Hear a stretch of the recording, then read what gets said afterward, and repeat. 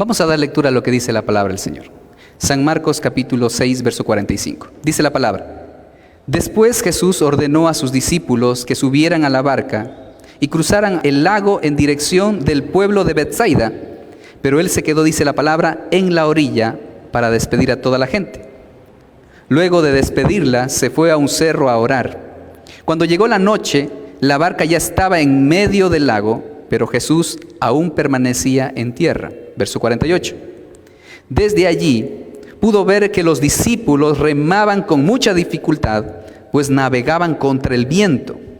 Poco antes del amanecer, Jesús fue hacia ellos caminando sobre el agua. Cuando ya estaban cerca, hizo como que pasaría de largo. Dice el versículo 49. Al verlo caminar sobre el agua, los discípulos creyeron que era un fantasma y se pusieron a gritar. Estaban muy asustados. Pero enseguida Jesús les dijo: Tranquilos, no tengan miedo, yo soy. Entonces Jesús subió a la barca y el viento se calmó. Los discípulos estaban muy asombrados. Tenían la mente cerrada, pues no habían entendido el verdadero significado del milagro de los panes. Mire lo que dice el verso 45. Después Jesús ordenó a sus discípulos que subieran a la barca y cruzaran el lago. ¿Cuántas barcas había? Una barca. Y si había una sola barca, ¿por qué Jesús le pide a los discípulos, a los 12, que se suban a la barca y que se vayan? Mientras él, ¿qué dice el versículo 45? Pero él se quedó en la orilla para despedir a toda la gente. Este pasaje parece no tener sentido. Jesús da una orden y esa orden es que los discípulos subieran y que se fueran y él se quedara en la orilla para subir al monte y a orar. Y ahora la pregunta es: ¿cómo regresa Jesús? Esta no era una pregunta, digamos, era un mandato que aparentemente no tiene sentido. Algo que me llamó la atención de este versículo 45 también es el significado de la palabra ordenó. Lo que en la Reina Valera van a encontrar ustedes que dice la palabra que Jesús hizo subir a los discípulos a la barca. Los hizo subir a la barca. Ese término que se traduce en un lado como orden y en el otro como hizo subir, ese término significa literalmente que Él obligó a subir a las personas. No es cualquier tipo de mandato, no es si ustedes desean hagan esto. No, era algo que ellos tenían que cumplir y era algo que se hizo con urgencia. Muestra a un Jesús que inmediatamente les llamó a los 12, le dijo: ustedes se me suben a la barca y se me van. Esa fue la acción. Ahora, el pasaje no nos dice si los discípulos reaccionaron, pero creo que más de uno se pensó en sí mismo y dijo: ¿cómo nos va a mandar? ¿Cómo va a regresar el Señor? Me imagino que hasta un osado podría acercarse al Señor Jesús. Señor Jesús, nos estás pidiendo esto, pero ¿y tú qué vas a hacer? ¿Cómo vas a ir después donde nosotros? Nace este cuestionamiento. Y aquí es donde hay dos respuestas en este pasaje que nos dicen el por qué Jesús dio este mandato que parece absurdo, que parece que no tiene sentido. Y para eso tenemos que entender este principio, que es el principio de la obediencia. Por favor, leamos todos juntos lo que dice Juan 8:31 al 32. Dijo entonces Jesús a los discípulos que habían creído en Él: si vosotros permanecéis en mi palabra, seréis verdaderamente mis discípulos y conoceréis la verdad, y la verdad os hará libres. Es decir, que los discípulos, para ser verdaderamente discípulos, para ser reconocidos como tal, tenían que obedecer sin cuestionamiento la palabra. Y ellos lo hicieron. Pero hubieron dos razones por las cuales en este pasaje Jesús les dio una orden aparentemente absurda. ¿Por qué Jesús demandó o demanda nuestra obediencia? La primera razón: por prevención. Diga conmigo: es mejor prevenir que lamentar. A ver, digan conmigo, 2, 3. Es preferible prevenir que lamentar, ¿no es cierto? Y me encanta que el corazón de Dios es un corazón que Él quiere evitarnos algunos dolores. quiere evitar algunas complicaciones en nuestra vida y por eso Él hizo este acto. Ya les voy a explicar cómo. Mateo 6:13 dice, y en la oración del Padre Nuestro, la oración de Jesús dice, y no nos dejes caer en tentación, sino líbranos del maligno. No nos dejes caer en tentación, sino líbranos del maligno. Esta declaración del Señor Jesús en la petición del Padre Nuestro nos indica que la tentación no es pecado, pero que si caemos en el pecado, caemos en lazos de Satanás. Caemos en manos peligrosas, ya no estamos en la seguridad de Dios, sino en la maldición del enemigo. Y es ahí donde Jesús, en la historia que acabamos de decir, Él no cuenta a los discípulos, pero la palabra nos muestra que cuando Él les está subiendo a la barca, está previniendo algo. Lo primero que Él hace es huir de las multitudes que le querían hacer rey. Esa era la tentación. Juan capítulo 6:15, que relata ese pedacito que no aparece en Marcos, después de haber multiplicado los peces y los panes y antes de subir a la barca, el evangelista Juan dice así: pero entendiendo Jesús que iban a venir para apoderarse de él y hacerle rey, volvió a retirarse al monte él solo. Este versículo bíblico se encuentra en dos acontecimientos: el de despedir a la barca y el haber multiplicado los panes y los peces. ¿Qué es lo que pasó en esta historia? Habían 5,000 hombres, sin contar mujeres y niños. Es decir, aproximadamente unas 10,000 personas. No había que darles de comer, así que Jesús solicitó que por favor buscaran entre ellos qué es lo que tienen. Les trajeron 5 panes, les trajeron 2 peces. Jesús tomó la cesta, elevó al cielo, oró y cuando descendió estaban llenas y comenzaron a organizar a la gente y repartir los alimentos. Y comieron, dice la Biblia, 5,000 varones, sin contar a las mujeres y los niños. Es decir, que ahí por lo mínimo habían 10,000 personas. Y en todos los alrededores no habían más de 20,000 personas en todos los pueblos. Si usted tuviera que hacer una campaña política, ¿qué le parece si tuvieran 50% de votos? Y tiene unos 4 o 5 candidatos. ¿Qué significa esto para las personas que ahora están en campaña política? 50% es garantía de ganar. 50% porque los votos se dividen entre otros. Y la Biblia dice que estas personas que se alimentaron ahí, que comieron todos, vieron la oportunidad de que Jesús se convirtiera en el rey de Israel. Que Él no necesitaba ir a la cruz, si podía tener un trono aquí en la tierra. Y la gente comenzó, imagine por un instante si estuviera ahí Alianza País, Social Cristiano, MPD, ¿cuál más? Izquierda Democrática. Hágame recordar algún partido político más. Creo, ¿cuál más?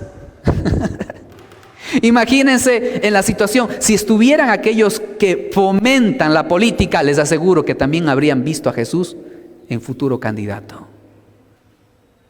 Y esto es lo que sucede en muchas naciones, donde pastores que comienzan a ser populares y la iglesia crece, candidato a la república, candidato a la alcaldía, candidato a la prefectura.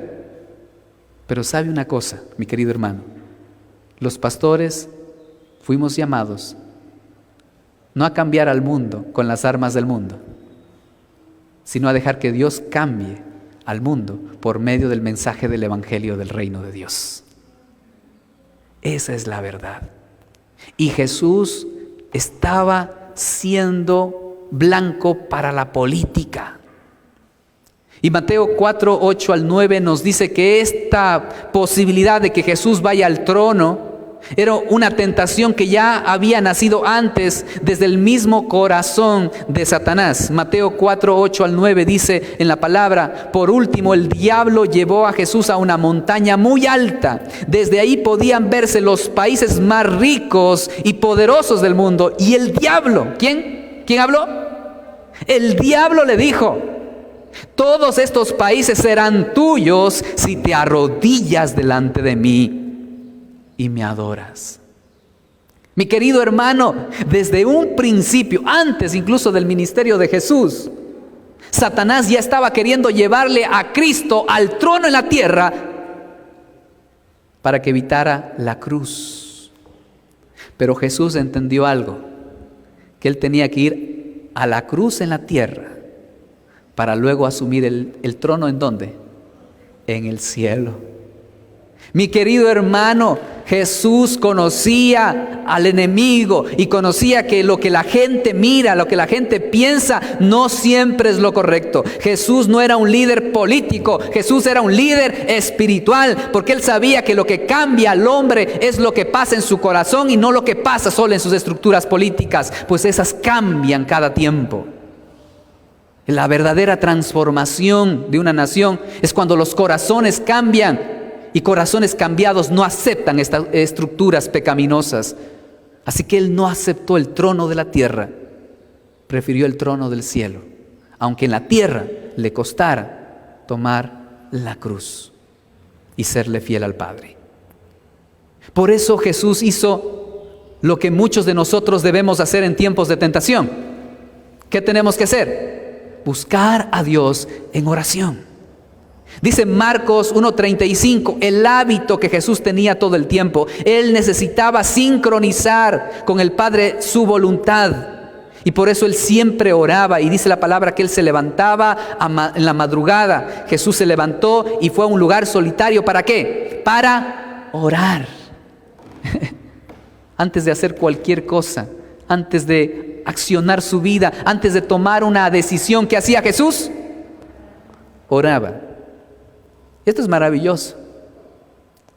Antes de venir a Macas, yo separé un tiempo de oración y ayuno. Porque aunque la propuesta era venir como pastor a la iglesia de Macas, primero tenía que saber que si eso que yo quería y que otros me pedían, sincronizaba con la voluntad del Padre. Y me metí varios días a orar y a ayunar antes de tomar una decisión. Ni contarles el día que antes de casarme. Antes de empezar la relación con mi esposa, comencé tiempos de oración y ayuno. ¿Con qué propósito? Para discernir la voluntad del Padre. Antes de tomar cualquier decisión, mi querido hermano, ¿qué tenemos que hacer nosotros? Tenemos que orar, tenemos que ayunar, tenemos que buscar a Dios. ¿Por qué? Porque nuestra voluntad no siempre coordina con la voluntad del Padre. Hay un momento en la vida de Jesús que Él sintió esa debilidad, esa tentación de hacer su voluntad. Cuando estaba una noche antes de ir a la cruz, Jesús estaba arrodillado y dice la Biblia que caían gotas de sudor con sangre. Y Él le decía a Dios su Padre: Padre, si es posible, pasa de mí esta copa, pero no se haga, ¿qué cosa? Mi voluntad, sino la tuya. La oración es el momento donde nosotros podemos sincronizar nuestra voluntad o la voluntad del Padre con nuestra voluntad, para que estemos de acuerdo. Nosotros no torcemos la mano de Dios como algunas personas irónicamente piensan, porque a veces queremos hacer no la voluntad de Dios, sino nuestra voluntad. Y oramos y ayunamos no para doblegar y humillarnos delante del Señor, no para rendirnos, sino para que Dios haga lo que nosotros queremos. Y Dios no contesta ese tipo de oraciones. Pero Jesús se iba a la presencia del Padre para poder rendirse y someter su voluntad delante de Él. Esto los discípulos no lo sabían. Los discípulos no conocían que Jesús estaba siendo tentado en esto, pero así que les mandó y les dio la orden y se fueron. Pero también Jesús no solo quería prevenir la tentación en su vida, sino también quería prevenir la tentación en los discípulos. Jesús sabía que los discípulos también necesitaban alejarse de las multitudes. Y lo entendemos en el corazón, que es fácilmente convencible en las personas. Como dice el libro de Proverbios incluso, que hay muchas personas que son simples. Y la palabra simple en el Antiguo Testamento hace referencia de personas que no tienen carácter, personas que se dejan llevar por la presión del grupo, por lo que dicen los demás. Ese tipo de personas son muy peligrosas en el reino si no rinden su voluntad al Señor. Y los discípulos eran personas que podían ser controladas o manipuladas. Encontramos ahí algunos personajes. Por ejemplo, en la Biblia encontramos personas que tienen inclinación política, discípulos que tenían inclinación política. Mateo, ¿a quién servía antes de seguir a Jesús? ¿A quién servía? ¿A quién? ¿Al pueblo servía Mateo? ¿Se acuerdan ustedes cuál era el oficio de Mateo? Era cobrador de impuestos. ¿A quién servía? A los romanos. Él cobraba el dinero para darle a los romanos, es decir, a la nación que tenía oprimida al pueblo de Israel. Él tenía una inclinación política desde antes. Había otro personaje que se llama Simón el Celote, o también conocido como Simón el Cananista. Simón el Cananista era el otro lado. Mientras que Mateo era inclinado a Roma, Simón el Cananista era inclinado a la revolución judía. Celote significaba que él pertenecía a la guerrilla de aquella época, a los movimientos militares que atacaban a los romanos para que puedan salir del territorio y puedan recuperar nuevamente el poder, el pueblo de Dios, el pueblo judío. Y había otro personaje que también era bien manipulable, Judas Iscariote. ¿Qué significa la palabra Judas? Ahora, para nosotros la palabra Judas significa traidor, pero no es así. La palabra Judas viene del término judío. Él era un verdadero judío. Y algunos consideran que cuando Judas traicionó a Jesús, él lo estaba haciendo para que Jesús, como el Mesías, en lugar de recibir los clavos, reaccionara y se defendiera y destruyera a todos sus enemigos. Algunos consideran que Judas lo intentó con un espíritu más político, hacer la venta de Jesús para que Jesús reaccionara y que no se dejara destruir, matar por los romanos ni condenar por los sacerdotes. Imagínense esas grietas en los discípulos si los políticos de aquella época se habrían acercado, porque estas personas eran manipulables. Esto lo podemos ver en varios pasajes de la palabra de Dios. Por ejemplo, vemos uno en Marcos 8, 31 al 33. Jesús tenía que ir a la cruz, pero había un hombre dentro de los discípulos que no quería que Jesús vaya a la cruz, sino que vaya al trono. Mire lo que dice en Marcos 8, 31. Comenzó a enseñarles que le era necesario al Hijo del Hombre padecer mucho, ser desechado por los ancianos, por los principales sacerdotes y por los escribas, ser muerto y resucitar después de 3 días. Este era el plan de Dios, este era el plan de Jesús. Pero mire lo que dice más adelante. Esto lo decía claramente. Entonces, Pedro lo tomó aparte y comenzó a reconvenirlo. Es decir, le comenzó a reprender a Jesús.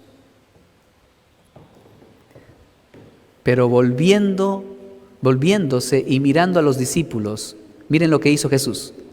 Reprendió a Pedro diciendo: quítate de delante de mí, Satanás, porque no pones la mira en las cosas de Dios, sino en las cosas de los hombres.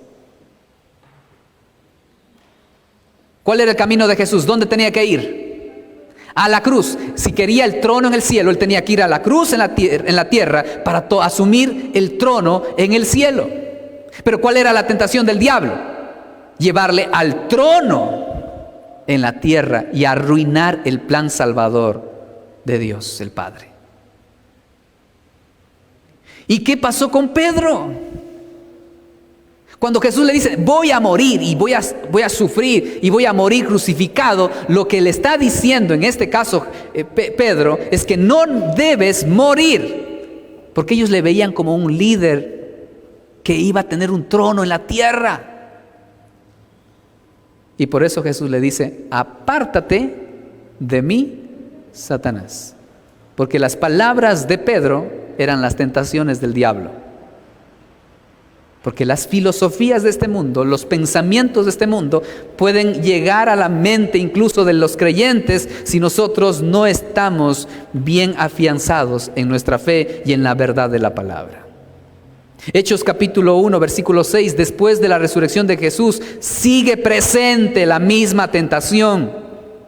Miren lo que dice el versículo 6. Cierto día en que estaban reunidos los apóstoles, le preguntaron a Jesús: Señor, ¿no crees que este es un buen momento para que les des a los israelitas su propio rey? ¿Qué querían hacer ellos? ¿Se dan cuenta de la tentación? No el trono, no la cruz, no un reino espiritual, sino un reino político. ¿Usted cree que la política va a salvar este mundo? No, mis queridos hermanos. El reino espiritual de Jesucristo, el reino de Dios, es lo único que puede cambiar y transformar la vida de las personas y comenzar a cambiar las estructuras sociales de pecado que existen en el mundo. Por eso Jesús mandó a los discípulos en la barca y ellos no entendieron por qué les mandó tan pronto. Estaba previniendo de que ellos cayeran en la tentación y se unieran a toda esta multitud de gente que quería convertir a Jesús en rey en la tierra, dejando a un lado el reinado del cielo. Mi querido hermano, por eso debemos nosotros ser personas obedientes. Cuando Dios nos manda algo es porque algo quiere prevenir en nuestras vidas. He ahí el pasaje en Salmos 119, versículo 11, que dice: ¿con qué limpiará el joven su camino? ¿Con qué limpiará? Con guardar la palabra. Si Jesucristo nos ha hablado, si nos ha dado un mandamiento, si nos dice qué es lo que tenemos que hacer, seamos obedientes. Puede que en nuestra mente, en nuestro corazón, cuestionemos lo que Él nos dice, aunque nos parezca incluso absurdo algunas cosas de la Biblia. Pero tenemos que obedecer a Dios. El mundo, mi querido hermano, le va a dar soltura para cometer cualquier pecado. Psicólogos son útiles, pero si están alejados de Dios, no nos van a guiar a obedecer a Dios. Los políticos, si no están agarrados de Dios y no doblegan su vida a Dios, nos pueden llevar por caminos cerrados y corruptos. Los filósofos, los docentes, con sus grandes enseñanzas e instrucciones moralistas terrenales, mas no basadas en una ética cristiana, fiel a las Sagradas Escrituras, nos pueden a nosotros desvirtuar de nuestro estilo de vida y terminamos siendo iguales o incluso peores que la propia gente de este mundo. Mi querido hermano, si Jesús nos da algunas órdenes, tomémosla en cuenta y obedezcamos, porque está queriendo prevenir que seamos destruidos por lo malo de este mundo. La segunda razón por qué Jesús dio la orden es porque había iniciado un proceso de formación en sus discípulos. Lean conmigo, por favor, en la pantalla lo que pasaba con los discípulos. Leamos a la voz de 3. 2, 3. Entonces Jesús se subió a la barca y el viento se calmó. Los discípulos estaban muy asombrados. Tenían la mente cerrada, pues no habían entendido el verdadero significado del milagro de los panes. ¿Qué pasaba con ellos? No entendían. Levanten la mano los papitos que tienen hijos que están en la escuela o en el colegio. Levanten la mano. Listo, muy bien, muy bien. ¿Por acá no tienen ni nietos, nada? Muy bien. ¿Quién ayuda a los hijos en las clases? En unas entrevistas que habíamos hecho a algunos profesores respecto a lo que estaba pasando en el tiempo de las clases vía Zoom, vía electrónica, es que algunos papitos estaban ahí atrás de los hijos viendo que están recibiendo la lección, queriendo hacer las tareas y que se olvidaban de apagar el micrófono. Y los papás les daban una reprenda, les hablaban, les gritaban, apagaban la cámara y algunos hasta les jaloneaban aparte. Y los chicos estresados, cansados. Y los profesores decían: tengan paciencia con sus hijos. Ustedes también pasaron por lo mismo. Y muchos papás se exasperan. ¿Por qué razón?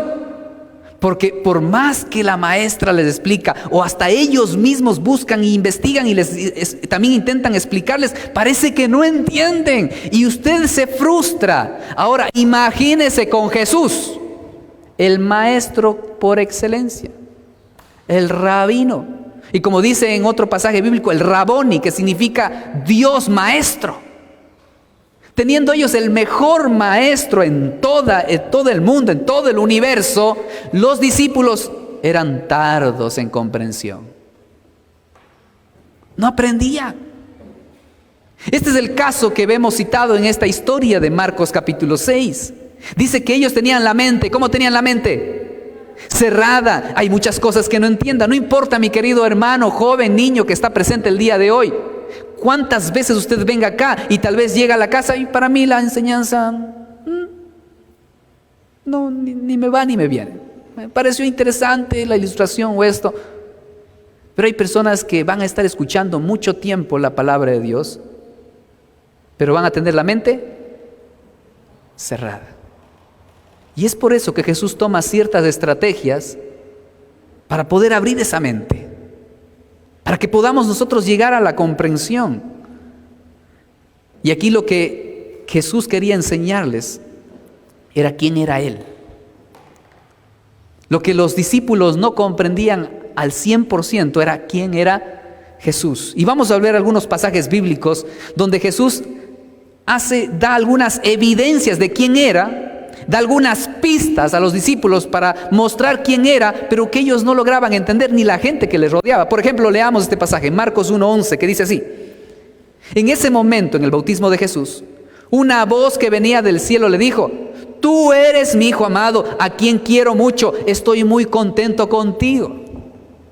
La primera evidencia de saber quién era Jesús era que Dios desde el cielo habló auditivamente ante todos los testigos que veían a Jesús bautizándose, de que Él era ¿quién? El Hijo de Dios. Pero algunos dijeron: ¡wow! Y ahí quedó. Como aquellas clases donde uno ve que todos están asombrados, dicen ¡wow! Pero no entendieron. ¿Y cómo nos damos cuenta? En el momento del examen. ¿No es cierto? Todo parece tan claro, pero llega el momento de la prueba. Y ahí viene lo complicado. Cuando nos dice el maestro de conducción: aplaste el embrague, meta primero arranque, meta primera y vaya, salga. Y usted hace lo mismo y no se prende el carro. Usted dijo, mientras hacía eso, facilito ha sido. Pero cuando usted lo intentó hacer, fracasó. Eso pasaba con los discípulos. Veían señales, pero al fin y al cabo no lograban entender todo. Marcos 1:22 dice: todos estaban admirados de sus enseñanzas, es decir, de las enseñanzas de Jesús, pues cuando les hablaba lo hacía con autoridad y no como los maestros de la ley. Es decir, que cuando Jesús enseñaba, queridos hermanos, esa era una enseñanza que parecía que no era de este planeta. La gente quedaba sorprendida porque ni los mejores teólogos de aquella época, los maestros de la ley, no enseñaban con tanta autoridad como lo hacía Jesús. Vemos otro caso, otra evidencia de quién era Jesús. Lo encontramos incluso en la boca de un endemoniado. Mire lo que dice Marcos 1:23 al versículo 24. En la sinagoga había un hombre que tenía un espíritu malo. El espíritu le gritó a Jesús: Jesús de Nazaret, ¿qué tienes contra nosotros? ¿Acaso vienes a destruirnos? Yo te conozco. ¿Acaso que dice: tú eres el Hijo de Dios? Hasta el diablo sabía quién era Jesús. Y gritaba en voces para que toda la gente escuchara, y los discípulos estaban escuchando, pero ellos ¿qué tenían en la mente? ¿Cómo estaba su mente? Cerrada. No lograban entender, no era suficiente evidencia. Marcos capítulo 1:27 aparece otra evidencia más. Cuando Jesús hizo milagros, dice, la gente se quedó muy asombrada y preguntaba: ¿qué es esto? ¿Una nueva enseñanza?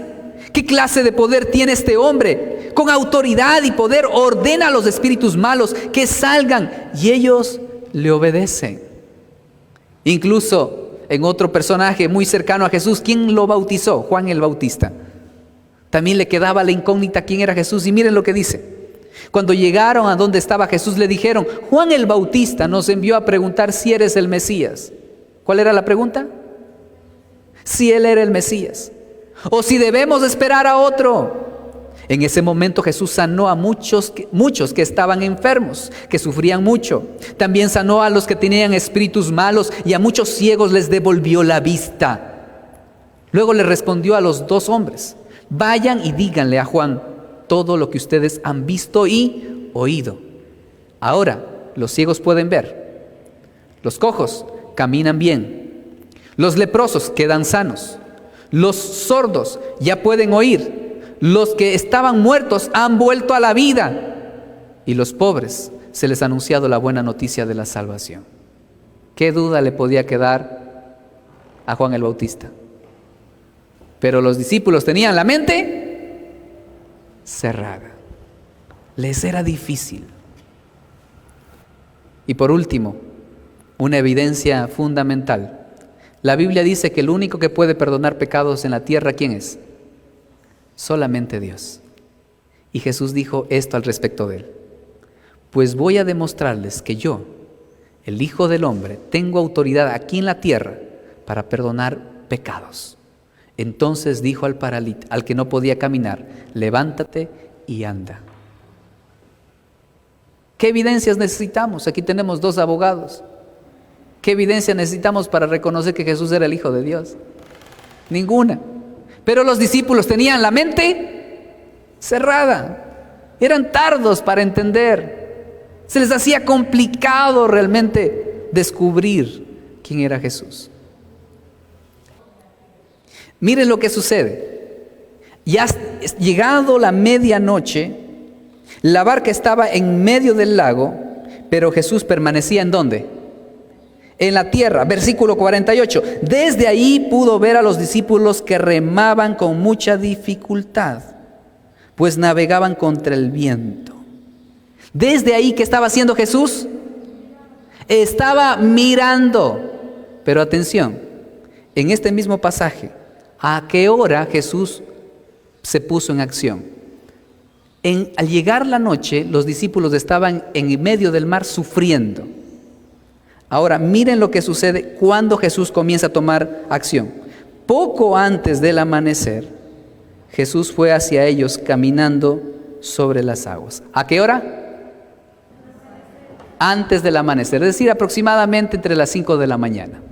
Porque, como dice la Reina Valera, estaban en la última vigilia. La última vigilia caía más o menos entre las 3 de la mañana a las 5 hasta las 6 de la mañana, de 3 a 6. Ese era el horario. ¿Por qué Jesús demoró tanto? Antes de anochecer, ellos estaban en la mitad del mar sufriendo, y Jesús les miraba desde lejos. Y Jesús dijo: voy a seguir orando. Y no se activó muy pronto. ¿No les ha pasado a ustedes que viene un problema y que Jesús no les responde en el momento que llegó el problema?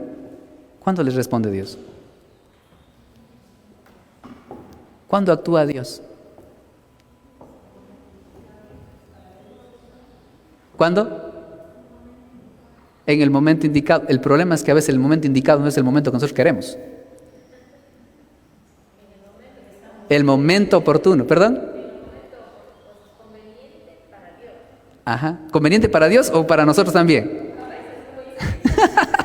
Parece que no fuera tan conveniente porque a nosotros nos estresa, nos perturba. Nuestro corazón, hermano, se pone en convulsión porque las respuestas no son inmediatas. Y Jesús se encontraba ya al anochecer. Él desde lejos les miró que estaban sufriendo los discípulos, pero los dejó ahí.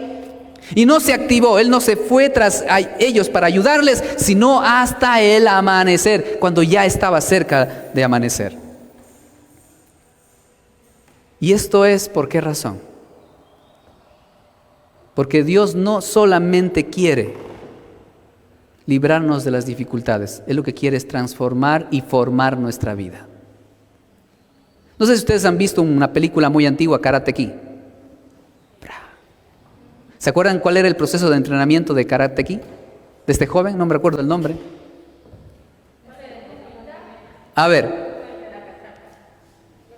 la primera. ¿Se acuerdan ustedes? Primer trabajito. Le dijo, ven, te voy a entrenar. Él dijo, listo, yo quiero ser el mejor de los karatecas. Él se fue, el maestro le dijo, a ver, acá tienes una brocha, me vas a pintar toda la cerca. Y vas a pintar de esta manera. Coges la brocha, subes y bajas. Subes y bajas. Y después con la otra mano, subes y bajas. Subes y bajas. Es el maestro, hizo caso. Segunda vez. Ahora vas a tener que limpiar los vidrios con las dos manos, pero en forma de círculos, haciendo para adentro, para adentro, para adentro, para adentro. Y le mandaba a barrer, a arreglar, a hacer un montón de cosas, y él se cansó. Pero ¿cuándo me vas a entrenar? ¿Y saben por qué hacía todo eso? Para que él recibiera habilidad para lograr hacer esos actos de defensa, ¿no? Es decir, que el maestro le puso a prueba en situaciones que eran incómodas, que no le gustaban, que no eran placenteras, pero que eso tenía un propósito formativo en su vida. Así también cuando Dios nos permite que nosotros pasemos por pruebas, por dificultades, por adversidades, por tentaciones, todos esos momentos son momentos formativos para nosotros. Y Jesús no va a intervenir cuando nosotros queremos. Va a intervenir cuando sepa que es el momento oportuno y cuando nosotros hemos aprendido la lección. Por eso, llega el amanecer, los discípulos ya están horas, no minutos, hermanos, horas. Imagínense, uno puede cargar por breve tiempo las dificultades. Pero ¿cuándo somos realmente puestos a prueba? Cuando cargamos largo tiempo las dificultades. Jesús entiende eso y sabe que hay cosas que no vamos a comprender si no hay tiempos prolongados de ciertas circunstancias. No siempre es así, pero Él utiliza las pruebas y dificultades. El libro de Romanos capítulo 5, versículos desde el 3 en adelante dice no solamente que nos gozamos en la esperanza, sino también que nos gozamos en las tribulaciones, pues sabemos que la tribulación produce y comienza a aparecer ahí las bendiciones formativas que tenemos nosotros cada vez que somos probados. Jesús vio que ya era el momento, bajó de la montaña, comenzó a caminar del agua. Jesús, la historia nos muestra que Jesús se encontraba más o menos a la distancia de ellos de 6 kilómetros. La pista que nosotros tenemos aquí, la pista de aterrizaje, tiene 2 kilómetros. ¿A qué distancia se encontraba la barca de Jesús? 6 kilómetros. Y cuando los discípulos están remando con dificultad ya a punto de amanecer, en el horizonte ven un puntito blanco. Y Jesús está caminando, se va acercando. Y ese puntito blanco va creciendo, va creciendo, va creciendo, va creciendo. Hay tormenta, hay fuerte viento que está soplando, hay olas grandes. ¿Y qué pasa de repente? Jesús empieza a llegar. Y ahora ustedes quiero que se metan en este cuadro. Cuando Jesús está acercándose a la barca, el viento sopla y la ropa de él está así, las túnicas. Está moviéndose de lado a lado. El pelo de él está así, con el viento, moviéndose de cada lado. Y vienen las olas, se levantan las olas y se apartan de él. Se levantan las olas y se apartan de él porque había una tremenda tormenta. Pero a él no le tocaban las olas. Él caminaba sobre las aguas como si nada estuviera pasando. Y no estaba encendido un reflector para que lo vean claro, sino que estaba oscuro. 5 de la mañana cuando cantan las aves y cuando está apenitas visualizándose y una lluvia encima de eso, imagino que había hasta un poco de neblina. ¿Usted qué habría pensado? Lo que pensaron los discípulos. ¿Qué dijeron ellos? Un fantasma. Y dice que comenzaron a gritar ¡ah! Del pánico, como muchos de ustedes cuando ven un ratón o una cucaracha. Comenzó la gente, los discípulos comenzaron a gritar. ¿Y saben qué hizo Jesús? Aquí estaba el barco. Y Jesús pasa como que se iba de largo. Diría un amigo, bien chistoso este. Parecía que hasta estuvieran bromeando con los discípulos. Y en medio de ese pánico, en medio de ese panorama absurdo, donde ellos ven incluso un fantasma, que nosotros sabemos que no existen los fantasmas, que lo único que existen es los ángeles y los demonios. En medio de esa circunstancia donde nosotros nos enfocamos en fantasmas, nos enfocamos en el temor, nos enfocamos en los problemas, en ese momento Jesús dice, no se preocupen, soy yo. ¿Quién era? Aparentemente esta declaración soy yo no tiene mucho sentido para nosotros, hasta nos parece tan simple. Cuando llegan a la casa, nos tocan la puerta y nosotros hacemos la clásica pregunta: ¿quién es? Y al otro lado nos dicen la típica respuesta: soy yo. Y para nosotros esa declaración nos parece tan simple, tan obvia, que hasta lo usamos. Pero en la Biblia no sucede así. La palabra yo soy es una palabra que era muy respetada por los judíos. No era usada típicamente. Porque la palabra yo soy era el nombre de Dios. En el libro de Éxodo encontramos a Moisés hablando con Dios cuando Dios le dijo que él tenía que ir a liberar al pueblo de Israel. Y Moisés, un hombre tartamudo y miedoso, le dijo: Señor, pero si ellos me preguntan, ¿y quién te mandó para liberar al pueblo? Tú tienes que decirle, dijo Dios, yo soy el que soy, me ha enviado. ¿Quién le ha enviado? El yo soy. Ese yo soy lo utilizamos típicamente nosotros en la iglesia evangélica, según la traducción Reina Valera, como el Jehová. O se utiliza ya en momentos más contemporáneamente, entendiendo el significado y el sonido más cercano al original, que es Yahvé. Esa es la palabra yo soy. Cuando Jesús estaba acercando y la gente, ¡ah! Vio un fantasma. Jesús dijo: tranquilos, no es un fantasma. Soy yo. Soy Jehová. Soy Dios. El yo soy está con ustedes. Y Jesús utilizó esa palabra muchas veces.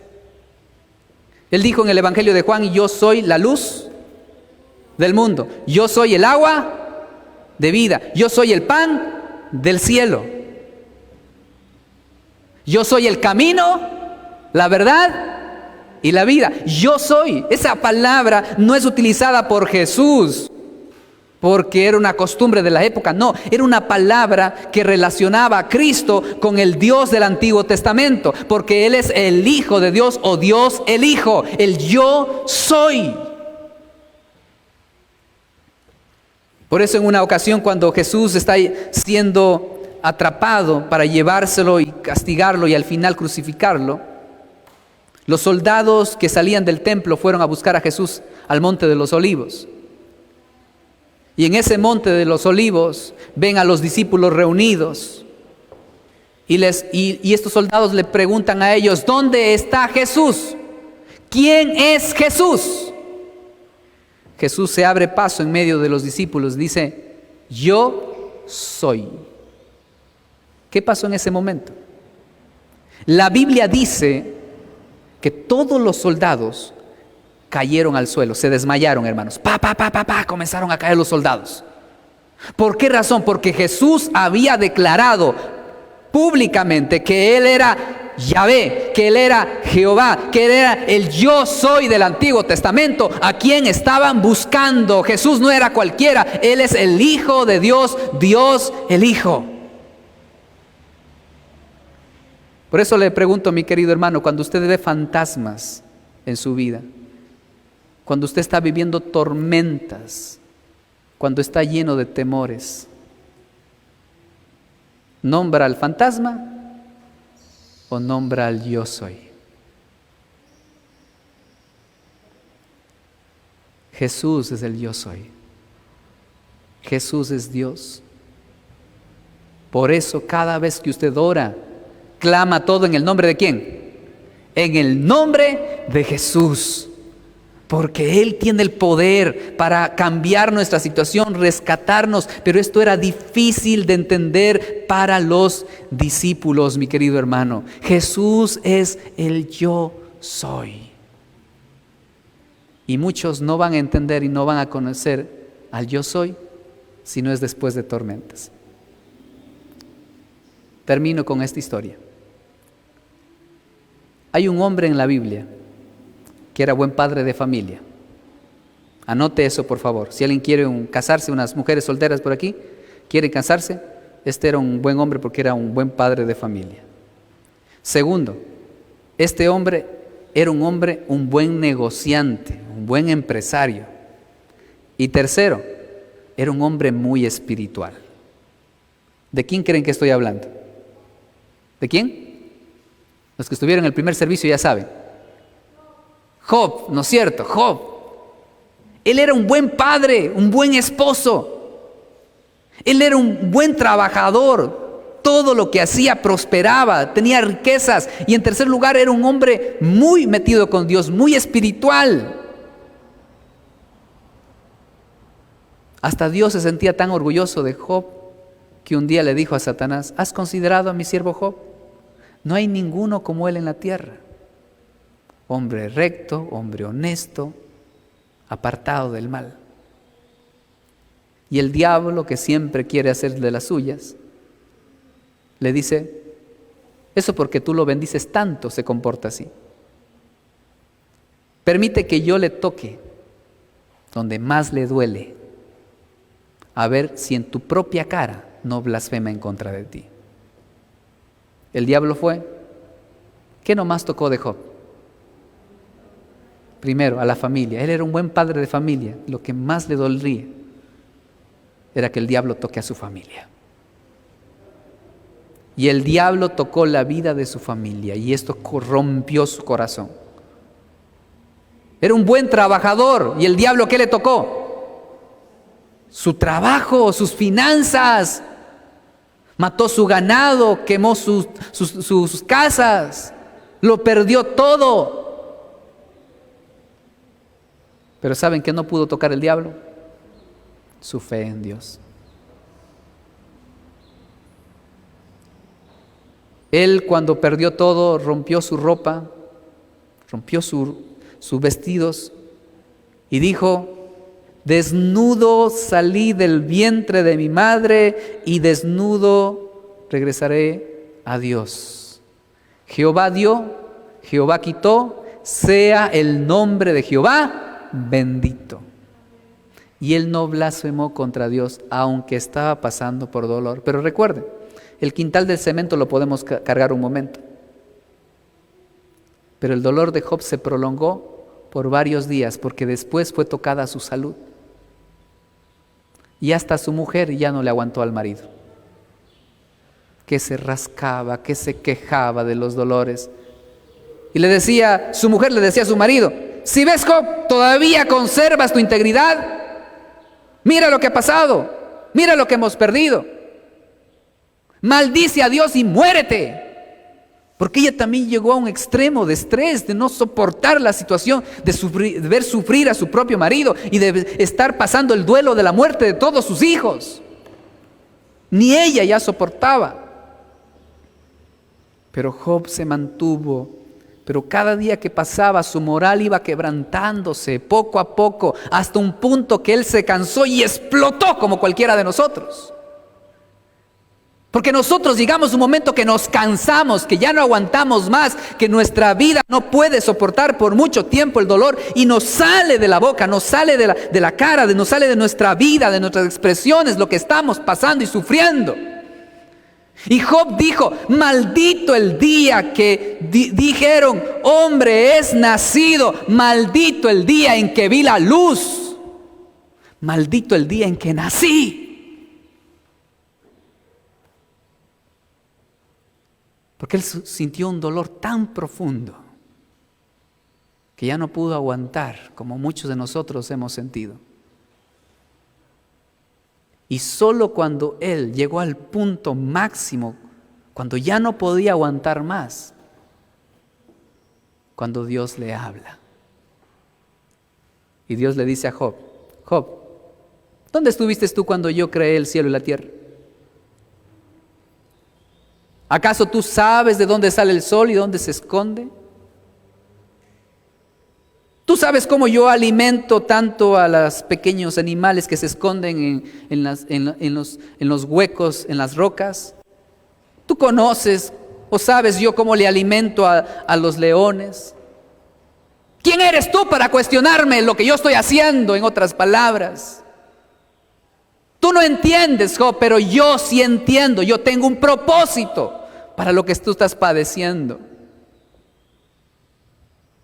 Y dice Dios: todo ese tiempo que has estado quejándote, yo te he escuchado y te he tenido paciencia. Pero ahora tú me vas a oír, te vas a amarrar bien los pantalones. Yo hablaré y tú me escucharás y me responderás a estas preguntas. Y solo cuando Dios le habló y le mostró a través de su palabra quién era él, no quién era Job, sino quién era Dios, en ese momento se levantó una palabra de victoria de Job. Él dijo: Señor, de oídas te había oído, pero ahora mis ojos te ven.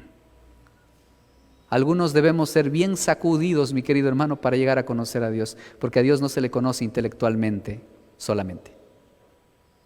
Usted puede escucharme estas prédicas, pero vamos a conocer a Dios solo cuando atravesamos los momentos de prueba, y esta mente cerrada que no entiende las cosas de forma matemática, lo va a entender a través de la experiencia del dolor. Si usted está pasando por dificultades, quiero decirle, mi querido hermano, bienvenido, que todos los discípulos pasaremos por las tormentas. Bienvenido. No está en el lugar equivocado. Dios no se equivocó. Dios está haciendo lo que tiene que hacer. Porque hay cosas que tienen que morir en nosotros, pensamientos que tienen que cambiar en nuestra mente y un estilo de vida que tiene que renovarse. Y para eso es necesario un poco de dolor. Pero sepa lo siguiente, que Jesús en el momento oportuno está cerca de nuestra barca. No grite por los fantasmas. Pide el auxilio al gran yo soy. Pide el auxilio al Dios de dioses, el Señor de señores, porque Él está con usted y está conmigo. ¿Cuántos le dan gloria a Dios por eso?